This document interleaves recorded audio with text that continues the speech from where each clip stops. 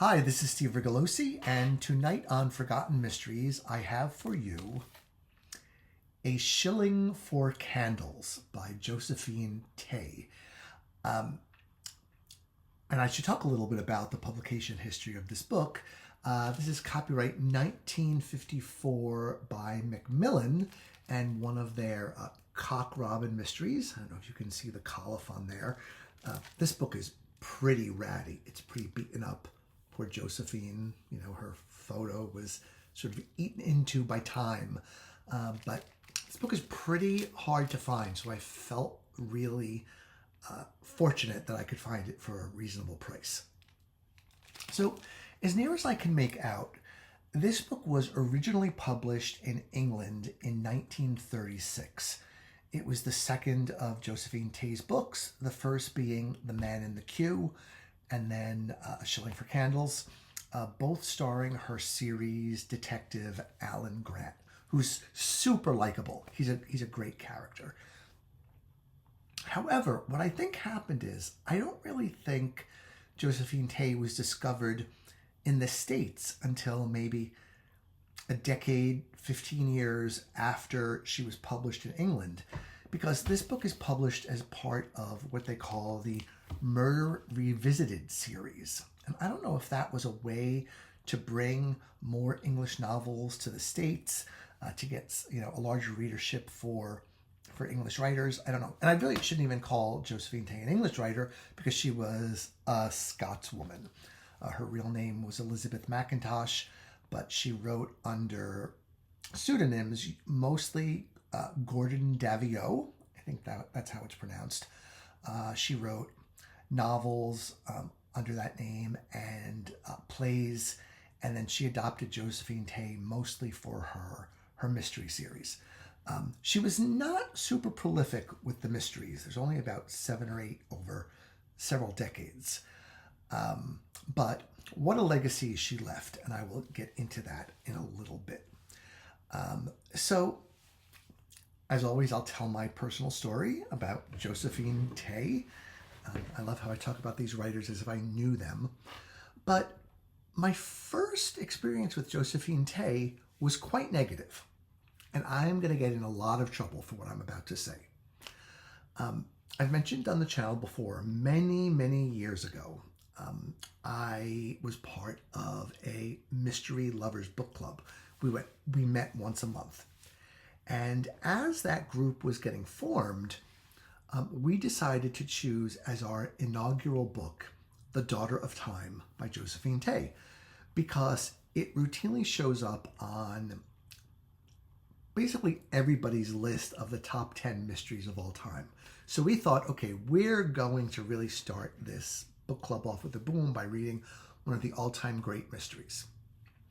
I have to tell you, it stinks. It is the most overrated book. I really don't understand how that book got to be considered what it is. It's basically an exercise in historical scholarship where Josephine Tey goes back into English history and the reputation of Richard III and the princes in the Tower, and she basically rescues Richard III's reputation. Who cares? The title comes from an old axiom: truth is the daughter of time. And it really moves so slowly. Everybody in the book club, I have to say, I wasn't the only one. We were all like, what? This is considered one of the best mysteries of all time? Well, we just couldn't buy into that. And so for that reason, I never really looked into Tey again until I came across an anthology of 3 of her works: MISS PYM Disposes, The Franchise Affair, and Brat Farrar. And all 3 of them were terrific, particularly The Franchise Affair. That book, run out and get. I can't recommend that book highly enough. So I came to really like Josephine Tey over the years, and I'm happy to bring her to you here with a book early in her series. It was published before any of those other 3 books that I just mentioned. And I think what I see here is a novelist, a mystery writer who's still sort of learning her craft, because the pages are rather overstuffed. The author gets rather discursive. She goes off on tangents. There are paragraphs this long, which, as an editor, I always discourage authors from having, because, it's just more taxing on the reader. And of course, we're much more aware of that now than we were back in the 30s, right, where people had more ability to pay attention. But she learned with each book, I think, until by the time she hit her stride, she was really, really good. The interesting thing about her is that I wouldn't say that her plots are super exciting, except for the franchise affair, which is based on a true story and which has incredibly wonderful suspense to it. I should really do a separate video about that book. And what I find about Tey's novels is that they always start out a little bit slowly. The first 2 or 3 chapters she's kind of like, it's like trying to start her engine in the wintertime. She had a little trouble getting started because I think she's setting so many different things up. And then by the time you're into the 4th chapter or so, you're there with her. That's the case in A Shilling for Candles. The basic plot here is that a star of stage and screen, Christine Clay, is she's found drowned outside a cottage that she is renting in England. And the authorities very quickly come to the conclusion that it is murder. And they begin doing their investigation. And she has sort of I don't know what you would call him, a hanger-on who's staying with her. It's not romantic, but they're just sort of friends. She basically picked him on the street and said, okay, come stay with me for a couple days. She supposedly has a lover, but that's kind of, you never really know. And she is married to a wealthy man, but they spend a lot of time apart. You don't know whether either of them is having extramarital affairs or not. But these are all the questions that the police dig into when she is found drowned. And the book proceeds from there with Alan Grant of Scotland Yard investigating. And I had forgotten how much I like Alan Grant. He's just a dude. He's so down to earth. He's so smart. He's so pleasant to spend time with. And you see that in his relationships. His colleagues and his coworkers, he always approaches them with a sense of collegiality, and we're in this together. And, it's not all about me getting all the credit for solving the crime, but hey, being an investigator, I will take information from anybody that will help me find out who the murderer is. In this book, I think he makes a couple of amateur mistakes of jumping to conclusions based on really kind of hit you over the head evidence that I think Tey got better at having more subtlety about that kind of thing later on. But like I said, I think here in her early book, she was still learning. And as I was thinking about creating this video, I was trying to think about how I could encapsulate what I think is so wonderful about Josephine Tey. Because it can be kind of hard to grab onto her, to just give you a soundbite about, what was really good about her. But I realized what it is. I feel that her people are real. She just writes about people. They They bloom off the page.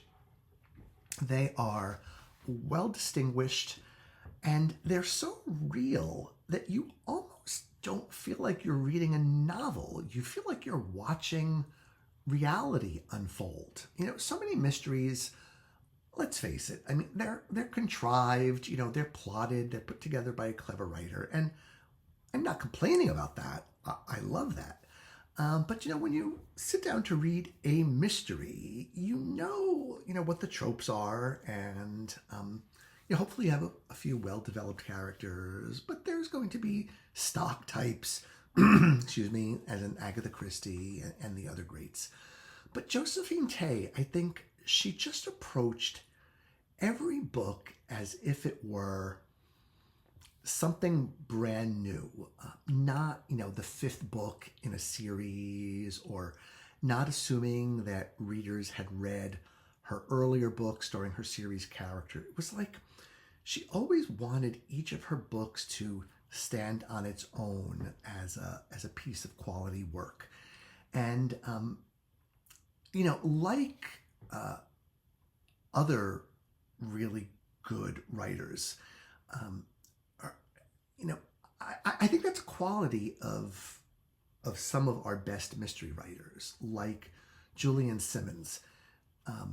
He's kind of fallen out of favor today, but he never wrote the same book twice. One of my personal favorites, Andrew Garve, also known as Roger Bax or Paul Summers, one of my all-time favorites. Never wrote the same book twice, was always trying to do something different.